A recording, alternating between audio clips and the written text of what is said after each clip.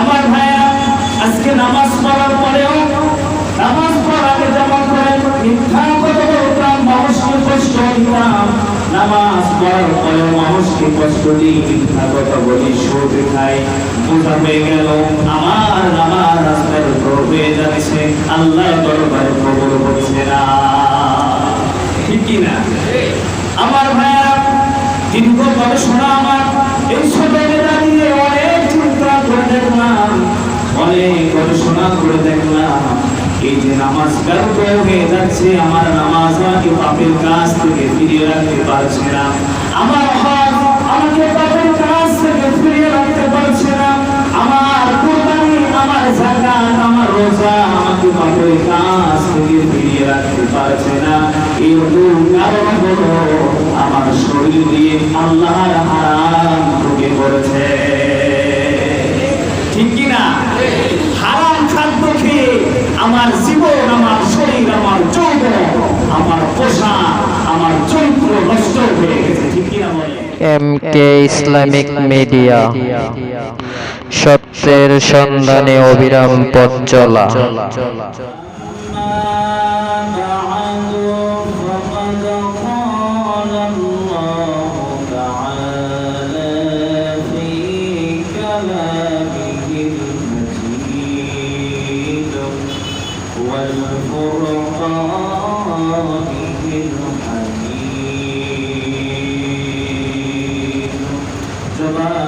সবাই বলুন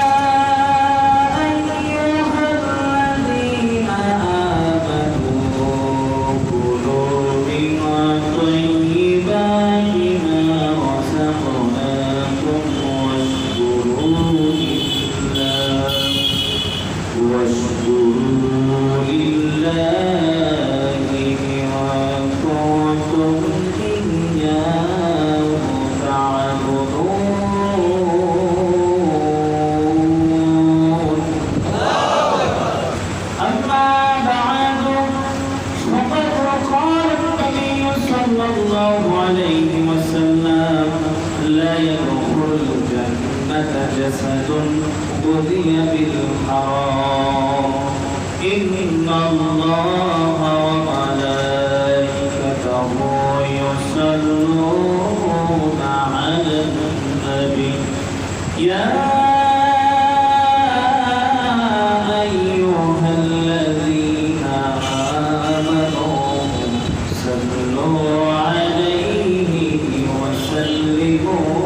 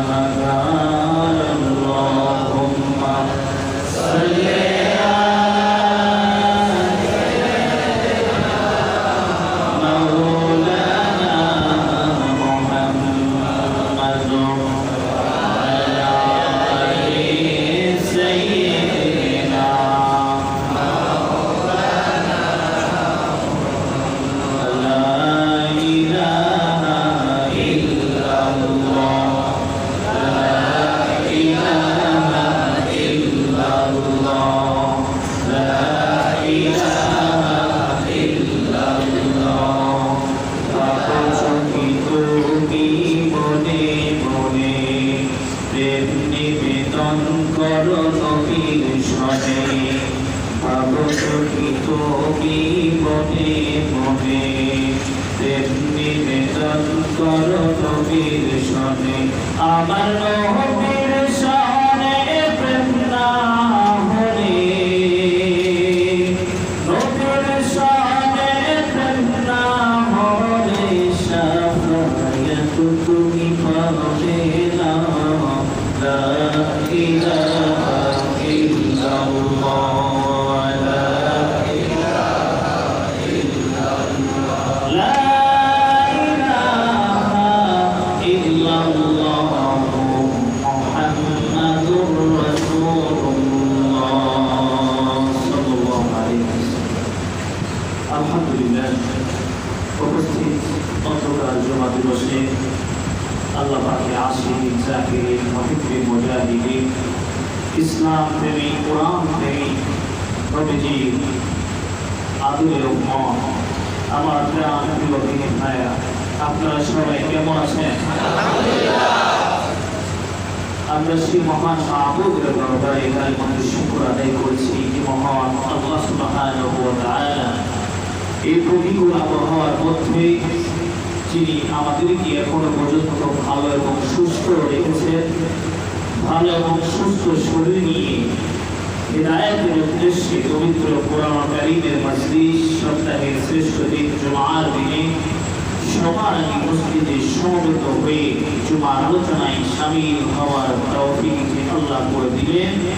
এজন্য আমাদের সকল প্রশংসা সেই মালিকের দরবারে পেশ করছি, সকলে বলছি আলহামদুলিল্লাহ।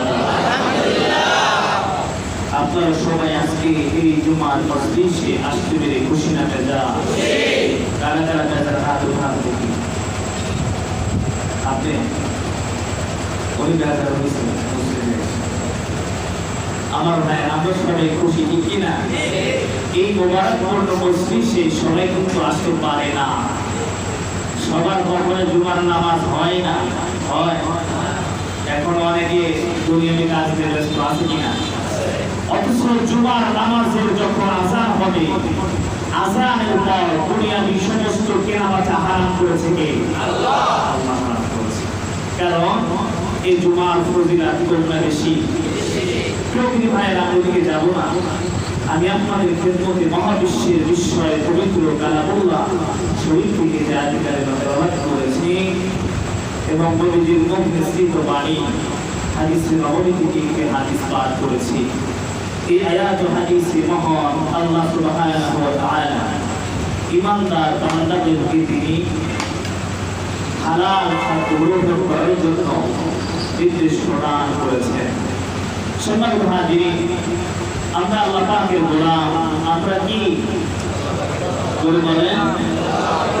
আল্লাহ পাকের গোলাম বা বান্দা বা এজেন্ট, খলিফা, প্রতিনিধি।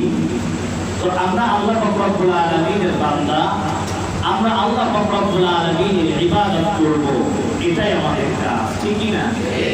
আমাদেরকে তিনি ফরজ ওয়াজিব তার ইবাদত করার জন্য সৃষ্টি করেছেন, ঠিক কি না?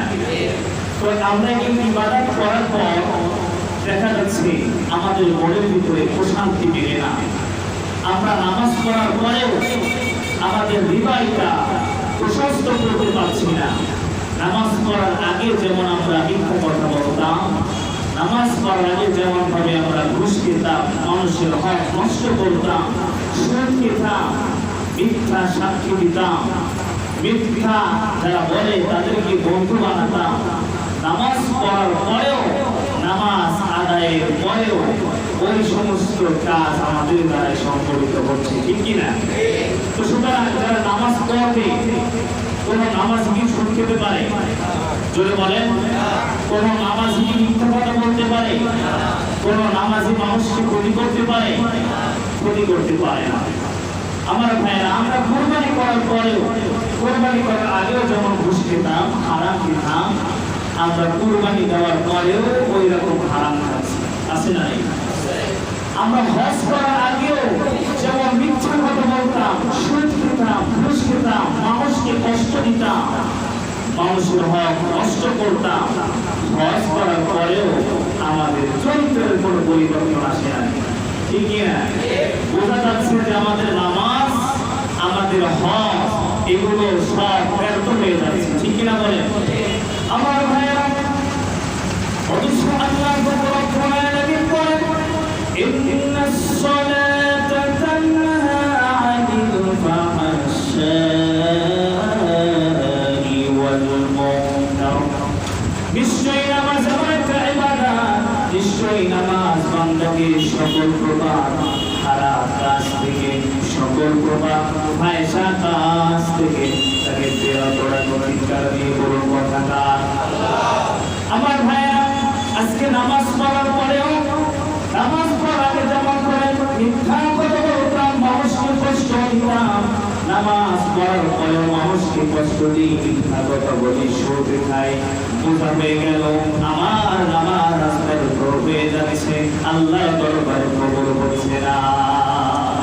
ঠিক কি না? আমার ভাইয়া, দীর্ঘ গবেষণা আমার এই সবেতে দাঁড়িয়ে অনেক চিন্তা করে দেখলাম, অনেক গবেষণা করে দেখলাম, এই যে নামাজ ব্যর্থ হয়ে যাচ্ছে, আমার নামাজ আমাকে পাপের কাজ থেকে ফিরিয়ে রাখতে পারছে না, আমার হজ আমাকে পাপের কাজ থেকে ফিরিয়ে রাখতে পারছে না, আমার কুরবানি, আমার যাকাত, আমার রোজা আমাকে পাপের কাজ থেকে ফিরিয়ে রাখতে পারছে না। এরকম কারণ হলো আমার শরীর দিয়ে আল্লাহর হারাম ঢুকে পড়েছে। ঠিক কি না? হারাম খাদ্য খেয়ে আমার জীবন, আমার শরীর, আমার যৌবন, আমার পোশাক, আমার চরিত্র নষ্ট হয়ে গেছে। ঠিক কি না বলে? আমার ভাইয়েরা, নবীজির হাদিসের কথা মনে পড়ে গেল। নবীজি বলেছেন, ইন্নাল্লাহা তাইয়্যিব লা ইয়াকবালু ইল্লা তাইয়্যিবা। ও আমার উম্মতেরা, শোনো শোনো, আমার আল্লাহ পাক রব্বুল আলামিন হলেন পবিত্র, আর কোন পবিত্র জিনিস ছাড়া, কোন হালাল জিনিস ছাড়া কোন ইবাদত তিনি কবুল করে না। ঠিক কি না?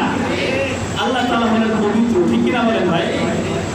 আমার ভাইয়েরা, এই জন্য আল্লাহ পাক রব্বুল আলামিন তিনি আমাদেরকে স্পষ্ট করে জানিয়ে দিলেন, নামাজ তোমার ব্যর্থ হবে না, হজ তোমার ব্যর্থ হবে না, কোন ইবাদত তোমার ব্যর্থ হবে না, যদি তুমি কি করো। আল্লাহ বলেন, ইয়া আইয়ুহাল্লাযীনা আমানু কুলু মিন তাইয়্যিবাতি মা রাযাকনাকুম ওয়াশকুরু লিল্লাহি ইন কুনতুম ইয়্যাহু তা'বুদুন।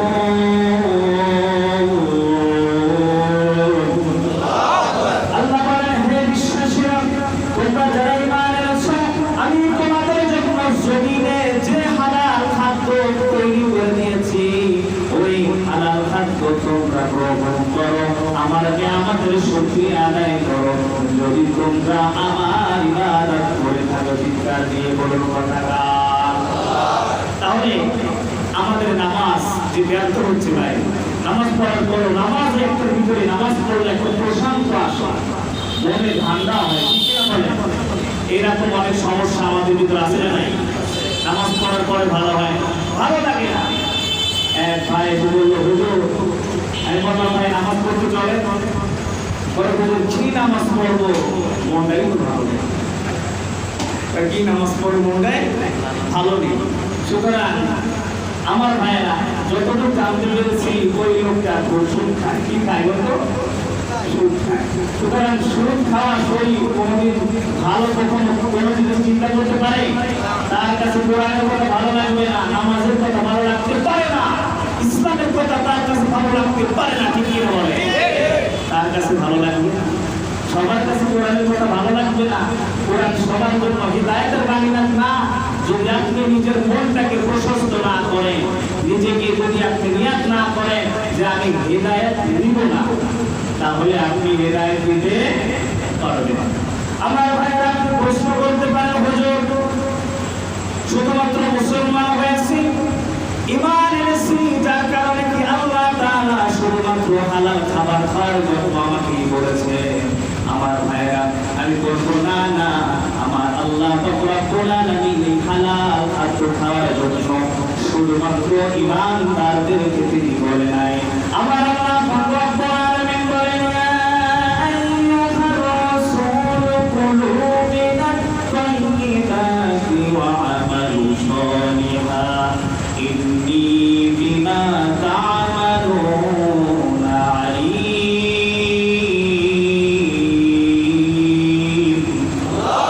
আল্লাহ তাআলা বলেন, হে রাসূল, দুনিয়ার জমিনে আমি আল্লাহ তাআলা যে হালাল খাদ্য আপনাদের জন্য তৈরি করেছি, ওই হালাল খাদ্য আপনারা গ্রহণ করুন, সৎ কাজ করুন, আপনারা যা কিছু করেন সব কিছু আমি জানি। কথাটা সুতরাং ইমানদারদেরকে আল্লাহ তাআলা যে অর্ডার করলেন, রাসূলদেরকে আল্লাহ ওই অর্ডার করেছেন। সুবহানাল্লাহ বলেন।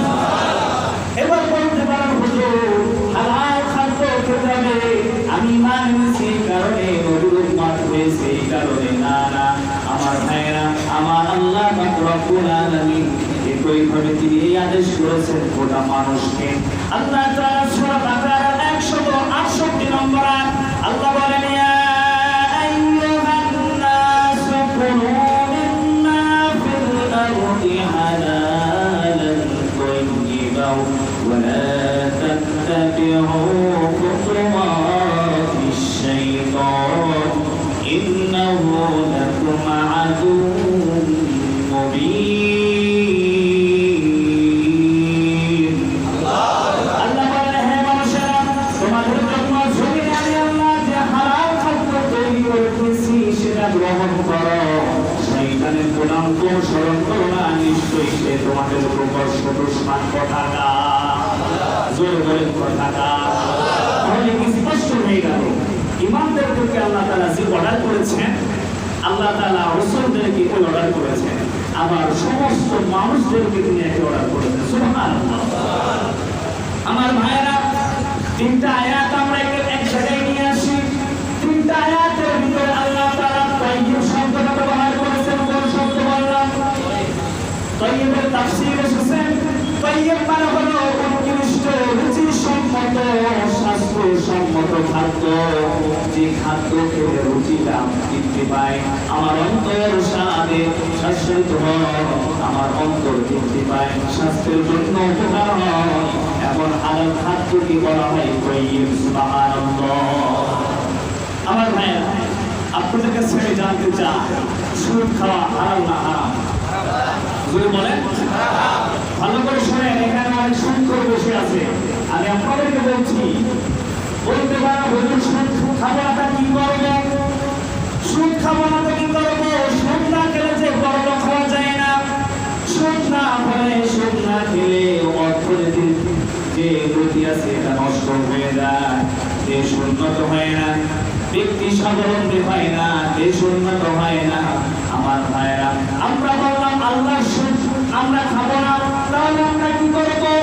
আল্লাহ রব্বুল আলামিন বলেন, ওয়া আহাল্লাল্লাহুল বাইআ ওয়া হাররামার রিবা। ও মুমিনা, তোমাদের জন্য আমি আল্লাহ রব্বুল আলামিন ব্যবসাকে হালাল করে দিয়েছি আর সুদ খাওয়া হারাম করে দিলাম। সুবহানাল্লাহ। আমার ভাইরা, ব্যবসা করবে, সুদ খাবেন না, বলতে ইনশাআল্লাহ। হ্যাঁ, হালাল খাবার খাবে। এই যে নামাজ পড়তে বলে, নামাজ পড়লে অমনি তেলে ভাজা বলে, আছে না নাই?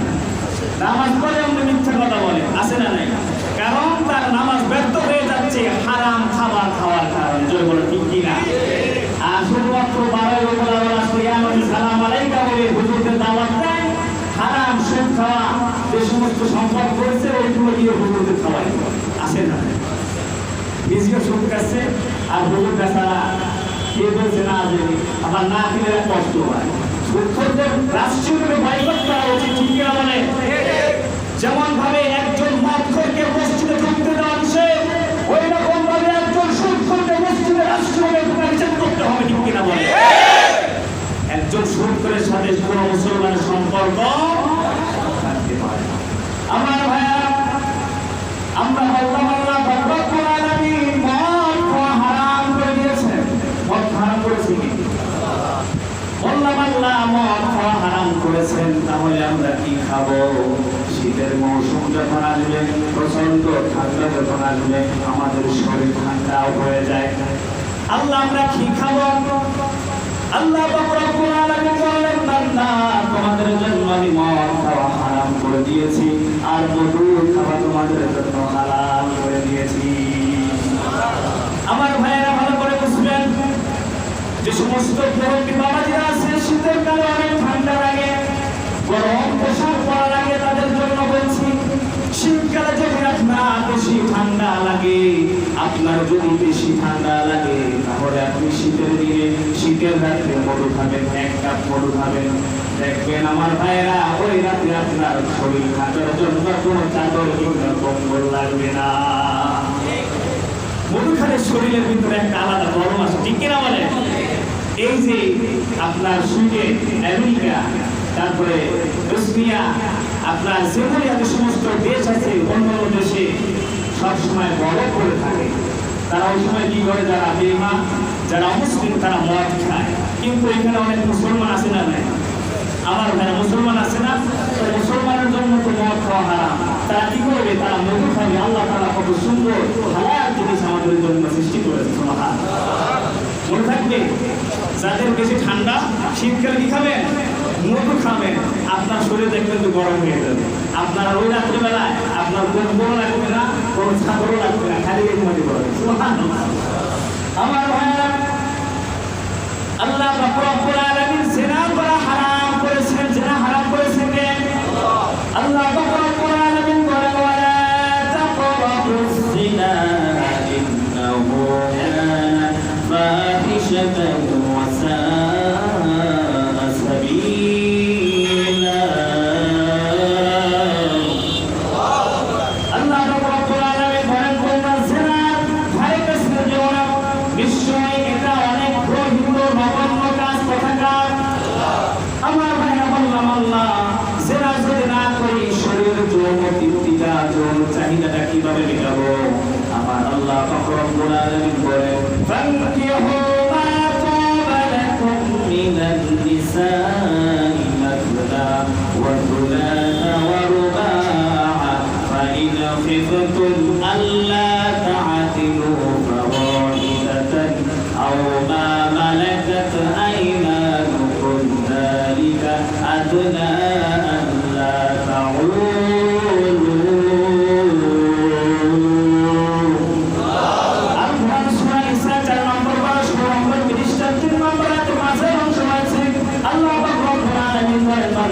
তোমার যদি সামর্থ্য থাকে, তুমি 2-3-4টা পর্যন্ত বিবাহ করো। আর যদি আশঙ্ক করো যে তোমার এই 4টা বিবির ভরণ পোষণ তুমি সুন্দর করে দিতে পারবে না, বাবা দাদা একটা বিবাহ করো। অথচ আমরা এই জিনিসগুলো করছি না, আমরা জিনা করছি, টাকা দিয়ে কোনাবাড়ি হোটেলে যায়। আসে না? আছে না? বিয়ে করতে পারে না, বিয়ে করলে তার ক্যারেক্টার নষ্ট হয়ে যাবে। নাউজুবিল্লাহ বলে। এই সমস্ত মানুষ যারা জিনা করে, এদেরকে রাষ্ট্রীয়ভাবে বয়কট করা উচিত, ঠিক কিনা বলে? কারণ আমার আল্লাহ পাক রব্বুল আলামিন সবকিছু প্রশ্ন উত্তর করে দিয়েছে কিনা? দিয়েছে না? আমার ভাইয়েরা, অনেক লোকরা আছেন, স্বামী যদি 2 নম্বর বিবাহ করে, 2 নম্বর স্ত্রী যদি ঘরে আনে, স্বামীকে পছন্দ করে না, স্বামীর সাথে খারাপ ব্যবহার করে, অথচ ওই স্বামী তার স্ত্রীকে রেখে আরেকটা জায়গায় জিনা করছে, এটা তার কাছে ভালো লাগে, ঠিক কিনা? ভালো জিনিসটা ভালো লাগে না। অনেক মুরব্বী বাবাদের বলতেছে, হুজুর এই আয়াতটা যদি আগে শুনতেন, তিনটার কাছে আছে না গো? আমার ভাইরা, আপনার যদি সামর্থ্য থাকে, আপনার প্রথম স্ত্রী যদি রাজি থাকে, তাহলে আপনি দ্বিতীয় স্ত্রী গ্রহণ করতে পারবেন। আমার যদি প্রথম স্ত্রী রাজি, দ্বিতীয় স্ত্রী রাজি, তৃতীয় স্ত্রী আপনি গ্রহণ করতে পারবেন। প্রথম স্ত্রী রাজি, দ্বিতীয় স্ত্রী রাজি, তৃতীয় স্ত্রী রাজি, চতুর্থ স্ত্রী আপনি গ্রহণ করতে পারবেন। এবার 3টা-4টা বিবাহ করার চিন্তা যখন মাথায় ভিতরে আসবে, যদি মনে করেন আমি স্ত্রীদের সাথে ভালো ব্যবহার করতে পারবো না, তাদের হক আদায় করতে পারবো না, আমার আল্লাহ তাআলা বলে দিলেন একটা বিবাহ করো। সুবহানাল্লাহ।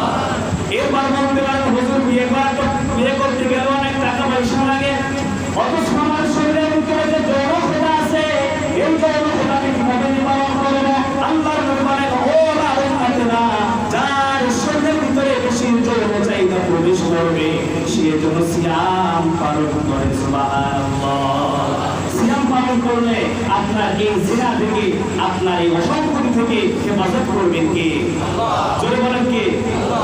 আমার ভাইয়েরা বিভিন্ন বিবাহ অনুষ্ঠানে হিন্দুরা ঢোল বাজায়, তবলা বাজায়, গান বাজনা করে, আর মুসলমান আমরা বলি আল্লাহ গান বাজনা তো আপনি হারাম করে দিলেন, এই ঢোল তবলা বাজানো তো হারাম করে দিলেন।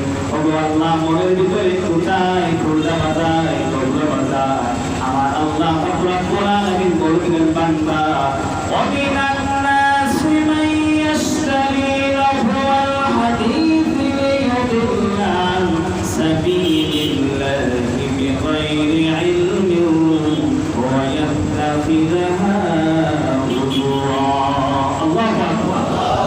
আল্লাহ পাক রব্বুল আলামিন বলেন সূরা লুকমানের ভিতরে জ্যাকসনের লোক আছে যারা আল্লাহর দিন থেকে মানুষকে ফিরিয়ে নেওয়ার জন্য গান বাজনার আয়োজন করে, তাদের জন্য আমি আল্লাহ পাক রব্বুল আলামিন অবমাননাকর শাস্তির ব্যবস্থা করে রেখেছি। আল্লাহু আকবার বলে।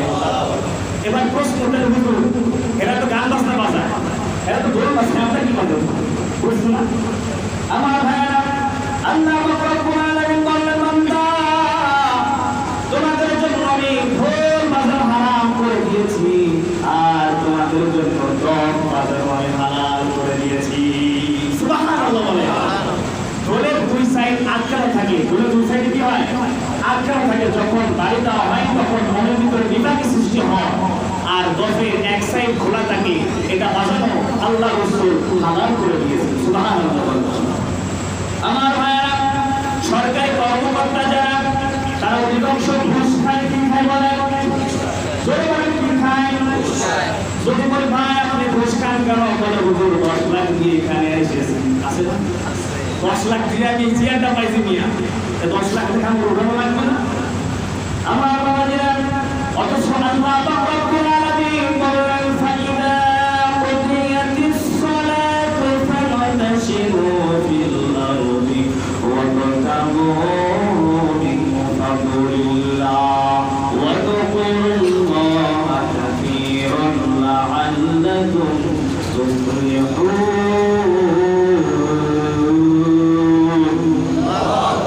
আল্লাহ পাক রব্বুল আলামিন বলেন যখন নামাজ আদায় হয়ে যাবে, নামাজ যখন সমাপ্ত হয়ে যাবে, তখন তোমরা আল্লাহর অনুগ্রহ প্রকাশ করার জন্য, হালাল রিজিক প্রকাশ করার জন্য তোমরা জমিনে ছিটিয়ে পড়বে, আল্লাহকে অনেক পরিমাণে স্মরণ করবে। এটাই তোমার জন্য মঙ্গলকর। যদি তোমরা জামাতিকার নিয়ে বলুন কথা, তাহলে ঘুষ খাওয়া যাবে না। আপনাকে সরকার যে বেতন দেয় ওই বেতনে আপনার ঘুষের টাকা লাগবে, ঠিক কিনা বলে? আমার ভাইয়া, রোজার মাসে এক অফিসারের কাছে ঘুষের টাকা নিয়ে এক চাকরির প্রার্থী লোক গেছে, বলছে স্যার আমি এসেছি, ওই যে আসতে বলছিলেন। স্যার বলছে মাল আনছো? হ্যাঁ মাল। বলছে স্যার কোথায় রাখবো? যখন স্যারের হাতে বলছে মাল, স্যার বলছে হে আপনি জানিস না আমি রোজাদার, আমি কি রোজাদার? রোজার সময় ঘুষের টাকা নেওয়া যায়। বলে স্যার টাকাটা কোথায় রাখবো? বলে ওই টেবিলের নিচে ডয়ারে রাখবো। আমার ভাইয়েরা, ডিউটি শেষে ওই মালটা নিয়ে সুন্দর স্প্রের বানিয়ে, কি মানে বলেন, স্প্রের বানিয়ে বাসায় নিয়ে চলে গেছে। ইফতারের পর টাকাটা এবার দৌড়কে সাথে নিয়ে পড়া শুরু করেছে। 1 2 3 4 ঘুরতে ঘুরতে দেখে একটা টাকা জাল, একটা টাকা কি জাল। এবার দৌড় দেখে বলছে দেখছো শিমালের মা, মানুষের ইমান আমার কি নষ্ট হয়ে গেছে গা, টাকার ভিতরে একটা জাল, টাকার ভিতরে একটা জাল টাকা। অথচ খাচ্ছে কি টাকা বলে? রোজ খাচ্ছে। আমার ভাইয়া, আল্লাহ পাক রব্বুল আলামিন হাবিব বলেছেন রাশি ওয়াল মুতাশিকিনা হুমা ফিন্নার। নবী 1000 বছর আগে সতর্ক করে দিলেন, সাবধান সাবধান, যে ঘুষ দেয় আর যে ঘুষ নেয় উভয় দুজনে যাবে চিৎকার দিয়ে বলুন আল্লাহু আকবার। আপনার শরীর জান্নাতে যাবে না, আপনার শরীর জাহান্নামে যাবে। এই জন্য যতই 100 বার হজ করেন না কেন, ঘুষ নিয়ে হারাম টাকা দিয়ে মসজিদের পেছনে টাকা দাঁড়ান না কেন, আপনি নামাজ পড়ে ইমানদার হতে পারবেন না, পারবেন না। কত সহজ না? ঠিক কিনা বলেন ভাই? খারাপ লাগছে? আমার ভাইয়া, এই জন্য আল্লাহ পাক রব্বুল আলামিন স্পষ্ট করে বলেন, ইয়া আইয়ুহাল্লাযীনা আমানু কুলু মিন তাইয়্যিবাতি মা রাযাকনাকুম ওয়াশকুরু লিল্লাহি ইন কুনতুম ইয়্যাহু তা'বুদুন। আল্লাহ বলে, সাবধানে বান্দারা, হালাল খাদ্যগুলো খাও। কথা কার? জোরে বলেন কার? আমার ভাইরা, নামাজের ভিতরে এবং বাহিরে আল্লাহ তাআলা 13টা ফরজ দিয়েছে। নামাজের বাহিরে 7টা ফরজ। কয়টা বললাম? সবাই বলেন কয়টা? অনেকে জানে না। কয়টা বললাম? 7টা ফরজ বাহিরে, আর ভিতরে 6টা।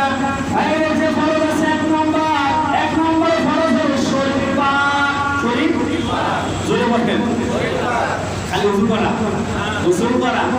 শরীর পাকের অর্থ হলো শুধুমাত্র শরীর পাক না বন্ধু, আপনি যে টাকা দিয়ে, যে পয়সা দিয়ে জামাটা কিনেছেন, ওই জামাটাও পাক হতে হবে। যে পয়সা দিয়ে আপনি খাবার খেয়েছেন, ওই খাবারটাও পাক হতে হবে। শুধুমাত্র উযু গোসল আর তায়াম্মুমের নাম শরীর পাক না। ঠিক কি না? এবার নিজের দিকে আপনি প্রশ্ন করে দেন যে আপনি সত্যি প্রকৃতপক্ষে আপনি হালাল রিজিক খাচ্ছেন কিনা, আপনার শরীর পাক আছে কিনা। আপনার এই নাপাক শরীর দিয়ে যদি আল্লাহর সামনে দাঁড়ান, আল্লাহর কসম করে বলছি যে আমি পর্যন্ত নামাজ পড়লে আপনার নামাজ কবুল হবে। কবুল হবে। আমার ভাইরা, ওখানে কথা নাই। বিশ্বনবীর হাদিস, আল্লাহর নবী সাল্লাল্লাহু আলাইহি ওয়াসাল্লাম বলেন, এক ব্যক্তি দীর্ঘ সফর করার পর শরীরে ধুলা বাড়ি নিয়ে তিনি মসজিদে নববীতে এসে হাত উঁচু করে আল্লাহর দরবারে দোয়া করছেন। সাহাবীরা আশ্চর্য হয়ে গেলেন, বললেন, ইয়া রাসূলুল্লাহ, বাইরে থেকে একটা ব্যক্তি মসজিদে এসে শরীরে অনেক নোংরা আবর্জনা, দুর্গন্ধ, ধুলাবালি কাপড় নিয়ে নামাজ পড়তে দাঁড়িয়েছে। আল্লাহর নবী ডাকতে বলেন, ও আমার সাহাবীরা, আমি যা জানি তোমরা তা জানো না। এই ব্যক্তির শরীর দেখছো, এই শরীরটা হারাম খাদ্য দিয়ে গঠন করা হয়েছে। তার শরীরে যে কাপড়টা দেখছো, এই কাপড়টা হারামের পয়সা দিয়ে কেনা। সুতরাং সে যদি কিয়ামত পর্যন্ত মসজিদে নববীতে দাঁড়িয়ে আল্লাহর কাছে দোয়া করে, তার দোয়া কবুল হবে না। আল্লাহু আকবার। বুঝতে পারছেন? নামাজ পড়ার পরে নামাজ ভালো লাগে না, আছে না ভাই? নামাজ পড়ার পরেও নামাজ ভালো লাগে না। হারাম খোরদের আরাম নাই, জানে বিশ্বের সবজ নাই। হারাম খোরদের আরাম নাই, জানে বিশ্বের সবজ নাই। এবার নষ্ট কীর্তি নষ্ট হইয়া তারা মারা যায়। এবার নষ্ট কীর্তি নষ্ট হইয়া তারা মারা যায়। অবৈধভাবে যারা টাকা উপার্জন করে, কোরআন হাদিসের ভাষায় তাদেরকে হারাম বলে। ঠিক কিনা? অবৈধভাবে যারা টাকা উপার্জন করে, কোরআন হাদিসের ভাষায় তাদেরকে হারাম বলে। কিছু মরে ক্যান্সারেতে, কিছু মরে ক্যান্সারেতে, কিছু মরে রাস্তার মধ্যে পড়িয়া ট্রাকের চাপায়। এবার নষ্ট কীর্তি নষ্ট হইয়া তারা মারা যায়। ঠিক কিনা? আমি আপনাদের কাছে বলতে চাই, আপনাদের এলাকার একজন বিখ্যাত ব্যক্তি, তিনি এমন মৃত্যুর হাত থেকে বাঁচতে পারেন না। ঠিক কিনা বলেন? নাম বলবো না। যখন মৃত্যুর সময় এসে গেল, আইসিইউতে যখন ভর্তি, তখন ডাক্তারকে বলল, আমার সমস্ত সম্পদ নিয়ে নাও, আমাকে একটু শান্তি দাও। বলছিল কিনা? বাঁচতে পারে না। আমার ভাইয়েরা, এই জন্য আল্লাহ পাক রব্বুল আলামিন বললেন, খবরদার বান্দারা সাবধান হয়ে যাও, হারাম খাদ্য খেও না। আমি আল্লাহ পাক রব্বুল আলামিন তোমাদের জন্য দুনিয়াতে অসংখ্য অগণিত হালাল খাদ্য দিয়েছি, এগুলো তোমরা খাও। সুবহানাল্লাহ বলে। আমার ভাইরা, এখন ঘুষের আরেকটা নাম হয়েছে স্পিরিট মানি। কি মানি বললাম?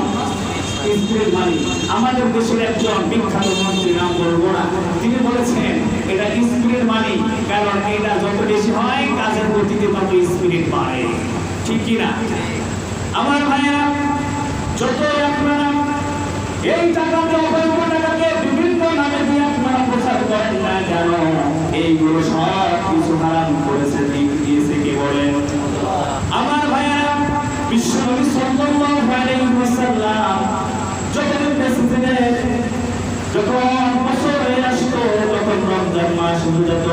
আল্লাহর নবী সাল্লাল্লাহু আলাইহি ওয়াসাল্লাম সাহাবীদেরকে নির্দেশ দিতেন, ও আমার সাহাবীরা, তোমরা এক একজন এক এক অঞ্চলে চলে যাও, প্রত্যেকের কাছ থেকে হিসাব করে যাকাতের মালগুলো নিয়ে এসো।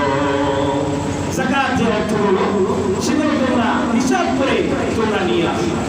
আমার ভাইরা, সমস্ত সাহাবী হিসাব করে যাকাতের মাল নিয়ে আসলো। আর একজন সাহাবী এসে বলল, ইয়া রাসূলুল্লাহ, হাযা লাকু ওয়াহাযানি, হে রাসূলুল্লাহ, এটা হলো যাকাতের টুকরা, আর এইটা হলো আমাকে তারা বকশিশ, খুশিতে বকশিশ দিয়েছে। আল্লাহ নবী সাল্লাল্লাহু আলাইহি ওয়াসাল্লাম তিনি রেগে গেলেন, বললেন, এইটা যাকাতের সম্পদ আর এইটা তোমার বকশিশের সম্পদ, তার মানে কি? নবীজি বললেন, ও আমার সাহাবীরা, এই সাহাবীকে ঘরের ভিতরে নিয়ে আটকে রাখো, দেখাবো তাকে কেউ বকশিশ দেয় কিনা। সাহাবীরা বলল, ইয়া রাসূলুল্লাহ, না না, তাকে কেউ বকশিশ দেবে না। এবার নবীজি ডাক দিয়ে বললেন, ও আমার সাহাবী, এটা বকশিশ না, এটা হলো ঘুষ। কি বললাম? ঘুষ, এটা হারাম। কারণ তারা খুশি হয়ে তোমাকে এজন্য বকশিশ দিয়েছে। কেন বকশিশ দিয়েছে তুমি জানো? কারণ তুমি জানো এই বকশিশ নিয়ে তাদেরকে যাকাতের হিসাবটা পরিপূর্ণ না করো, তাদেরকে যেন ছাড় দিয়ে যাকাতের হিসাব করো। আর ছাড় দিয়ে যাকাতের হিসাব ইসলাম এবং রাসূল কবুল করে না। ঠিক কি না বলে? আমার ভাইরা, আলোচনা অনেক ছিল, আমি সংক্ষেপে করে নিয়ে আসছি। আমার ভাইরা, ভালো করে বুঝলেন, যদি আপনি হারাম খাদ্য খান তাহলে আপনার কি ক্ষতি হবে জানার দরকার আছে না নাই? এক নাম্বার হলো, আপনি হারাম খাদ্য খান, আপনি আল্লাহ এবং রাসূলের সাথে যুদ্ধ ঘোষণা করেন। কারণ আল্লাহ তাআলা ওয়াদা করেছেন, হারাম কেউ না। আল্লাহর হুকুমের কাছে আপনি অস্বীকার করতে পারলেন না, আপনি আল্লাহর গোলাম হতে পারলেন না। ঠিক কি না বলেন? দুই নাম্বার, আপনার হারাম খাদ্য খান, আল্লাহর ওয়াদা নাই যখন জান্নাতা জাসাদুল মুকাদ্দিয়া বিল হারাম, যে হারাম খাদ্য খেলো তার জন্য জাহান্নাম ওয়াজিব করে দিল কে? জোরে বলেন কে? হারাম খাদ্য খাইছেন তো মরছেন। হারাম খাদ্য খাবেন, আপনার অবস্থা খারাপ হয়ে যাবে। আমার ভাইয়েরা, আপনি যদি হারাম খাদ্য খান তাহলে সমস্ত বিপদ আপদ আপনাকে ধরে বসবে, আপনাকে সমস্ত বিপদ আপদ ধরে বসবে। টেনশন মুক্ত হবেন না, রোগ একটার পরে আরেকটা আল্লাহ আসমান থেকে আপনার উপর চাপিয়ে দিলে। ঠিক না বলেন? সংসারের ভিতরে আপনার মায়া মহব্বত রহমত থাকবে না, আপনার ইবাদত আল্লাহর দরবারে কবুল হবে না। জোরে বলেন আউযুবিল্লাহ। পক্ষান্তরে আপনি যদি হালাল খাবার খান, হালাল খাবার খেলেন, আল্লাহ রাব্বুল আলামিন সেই হুকুম আপনি মানবেন। হালাল খাদ্য খেয়ে আপনি যে ইবাদত করবেন, আপনি ইবাদতে দাঁড়াতে দেরি, আপনার ইবাদত কবুল হতে আল্লাহ দেরি করবে না। আপনার ইবাদত কবুল হতে দেরি হবে না, সঙ্গে সঙ্গে ইবাদত কবুল হয়ে যাবে। আমার ভাইরা ভাইরা, আল্লাহ আপনার হালাল খাদ্য খান, আপনার অন্তরে নূর সৃষ্টি হবে। আপনার কাছে কোরআনের কথা, ইসলামের কথা, মুসলমানদের কথা ভালো লাগবে, আপনার কাছে কোরআন ভালো লাগবে, হজ ভালো লাগবে, নামাজ ভালো লাগবে, আল্লাহর ইবাদত ভালো লাগবে। সুবহানাল্লাহ আসতে বলেন, আরো জোরে বলেন সুবহানাল্লাহ। আমার ভাইরা, আপনি যদি হালাল খাদ্য খান, আল্লাহ রাব্বুল আলামিনের হাবিব বলেছেন, হালাল খাদ্য খাওয়াটা হলো আমার সুন্নাহ। মান আহাব্বা সুন্নতি ফাকাদ আহাব্বানি ওয়া মান আহাব্বানি কানা মাই ফিল জান্নাহ।